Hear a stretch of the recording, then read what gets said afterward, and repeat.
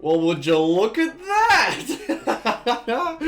Today, I am here for the round 20 review, and as you can see right here, I'm very happy. I don't know what I've won it for. I don't know which game mode it was, but you can see right here, I've won a prize card. I'm a prize winner. So I'm going to go through the scores to see where I won it. I think I may know where I won it, so I'm going to try and go from back to from the least likely to most likely in my opinion. But at the end of the day, all I know is it definitely happened. We definitely got one. So I'm going to choose it later. We have the prize card. It's going to be there for the entire video. I don't think you guys can see it, but it's there. So I'm going to start with top 10 because I don't think we got it in top 10, especially top 4. Few players who are a bit lackluster. Grundy and Steele both played really, really well. It was Bontempelli and Laird who played below average games, and which would have gotten me to 136. Only 388 there, and to make it to the top 10, you needed 430, I presume. But wow, we got very, very unlucky. Not even in the top 100 for this one, and still out of the top 100 for the season. Little bit frustrating, but we're getting closer and closer every single week. Let's hope that, again, we can get that under 100 before we're done with the year. But unfortunately for us, top 4 was not it, as much as I would have loved it to be. It just wasn't. We were very close, and hopefully we may be able to see some better changes. Obviously, Laird had the rare game where he played a bit off. Crisp has the same, and I think Crisp is one of the best. But Callum Mills was the best for the round, I'm pretty sure. Yep, there's Mills. Ridiculous game from him. 126. The 33 disposals, 12 marks. Amazing stuff from him. A few things here and there that I wish I could have changed up. Like Bontempelli, I've been thinking about it for a while. I think this week kind of confirms it. I'm honestly not 100% sure, because Bontempelli should be doing, or should be one of the best, but has kind of, fallen off towards the end of the season. And so hopefully for him, that doesn't cost him a Brownlow medal, but we'll see what happens. We'll see. But overall, a little bit disappointing. I couldn't have done too much with these two. These two are two very good choices. Weren't the best. Andrew Brayshaw tied with him. So good on Andrew Brayshaw with a huge game. But Jack Steele was tied with him. And then we go over to Grundy. He also did well, but both Riley O'Brien and Rowan Marshall did better than him. Two very unlikely ones. However, I did see Rowan Marshall doing something big, considering he had a load of hitouts and kicked a few goals. So Grundy did well, despite the fact he had two other players do better. But that's what you kind of expect from Ruckman. I think that's what's going to happen more often than not. But we go over to top 18. Now, one of the players was... This one was Isaac Heaney, I believe. But I went and quickly, very, very quickly, checked to see who was playing right after the video. I wanted to see who was playing where and whether I was missing anyone. And I noticed that Kyle Langford was marked down in the midfield as an on-baller. So I was like, I don't know, and I made the quick change because I don't know how consistent Heaney would have been.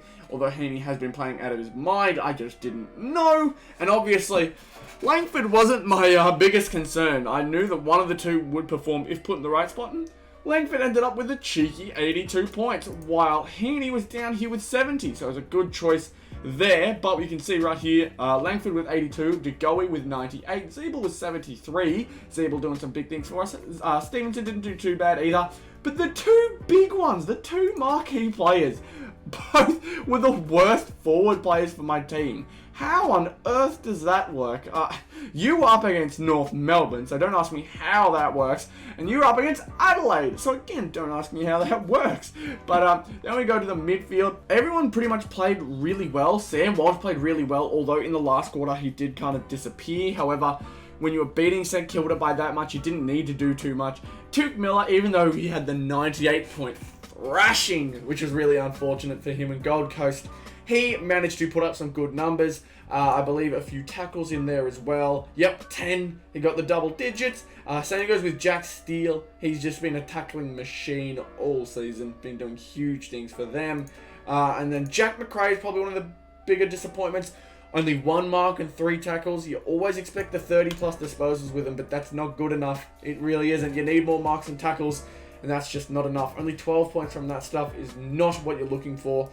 Tom Mitchell did pretty well, had a decent amount of marks and tackles, about 10 between the two, had the 34 disposals, and I think kicked a goal in there as well. So over 100 is always good when playing these games. So we check Sam Walsh's score, if I remember. Yeah, he kind of dropped off towards the end, but he kicked a few goals, so he got just around his season average with 91 points compared to the season average of 94.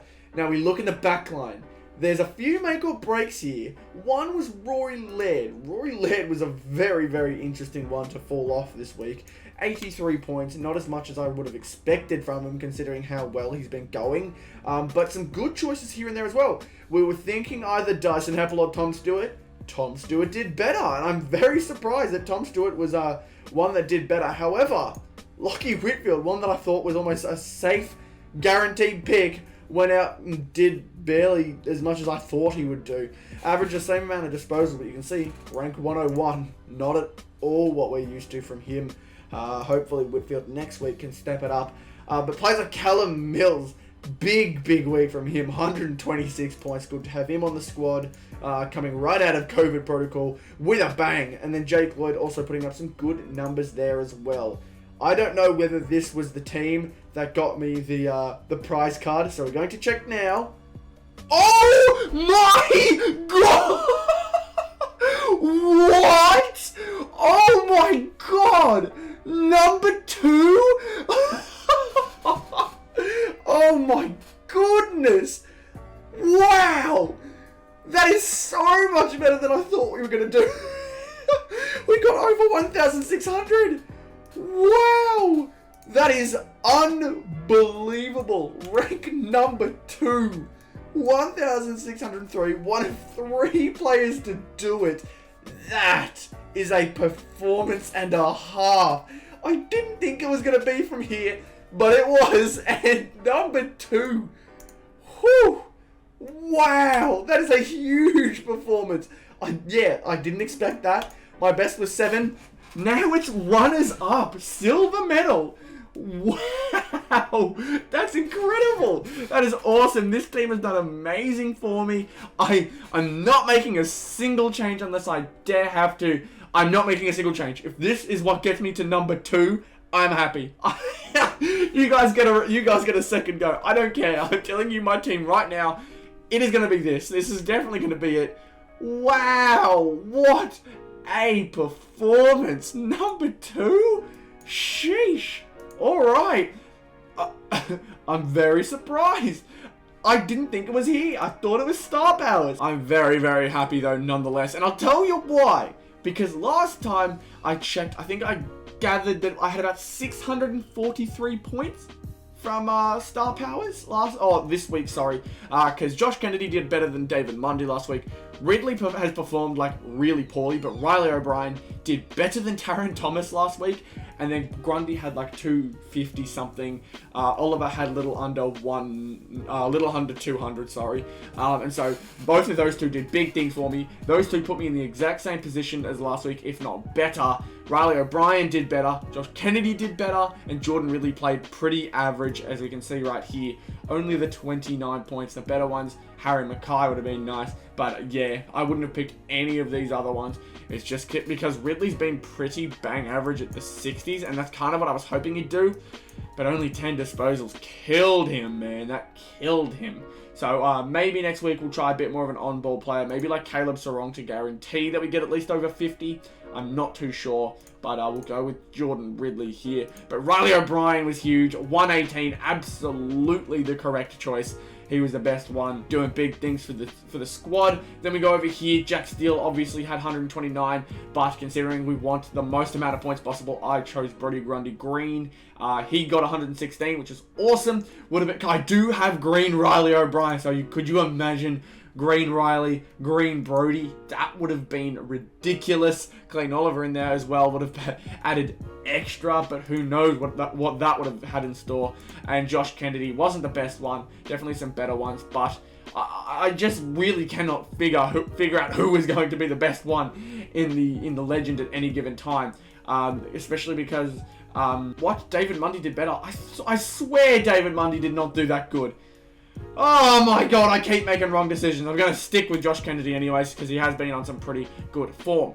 But if we can get into the top 20 with this as well, this is the best week, no doubt, hands down. It already is. It already is the best week of the year. But if this is a top 20, I don't think I can top this. No, 43. Oh man, number 20 was 660. I legitimately thought that I had managed to do it this week. I managed to get a star powers because I really want Ben Cunnington. But it's only a 43. We are at rank 73, however, for the season. As you can see, the top 20 is filled with people who are already in the best positions possible. Like Brad Pitt, this dude, he's number 1 for the entire season, and he is so far ahead of everyone else, it looks like. But as you can see, I'm hovering around in between here.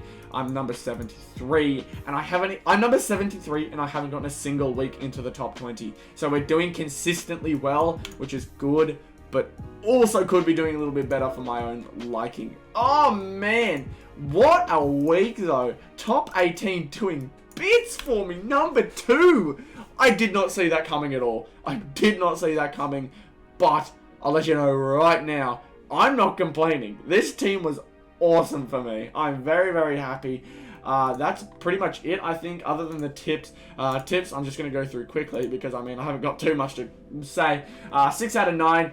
I hate Brisbane now. Brisbane are now on the top of my hate list. I can't believe they did that to me.